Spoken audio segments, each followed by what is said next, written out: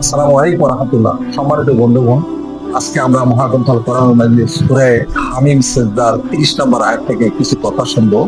এখানে আল্লাহ পাক বলছেন, বিসমিল্লাহির রহমানির রহিম, ইন্নাল্লাযিনা ক্বালু রাব্বুনাল্লাহু সুম্মা ইসতাগফারু তাতানাজ্জালু আলাইহিমুল মালায়েকা আল্লা তাখাফু ওয়া লা তাহজানু ওয়া আবশিরু বিল জান্নাতিল্লাতী কুনতুম তুআমিনুন।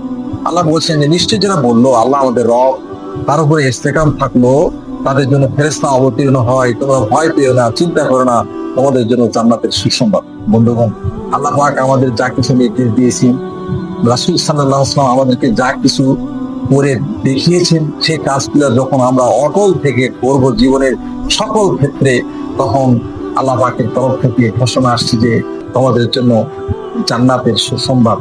সেই জন্য এই পথে চলতে গেলে আমাদের অনেক কষ্ট হবে, তারপরে যদি আমরা অটল থাকি তাহলে দুনিয়া আমরা কামিয়াবি হব, পরকালে আমরা জান্নাতের অধিকারী হতে পারবো।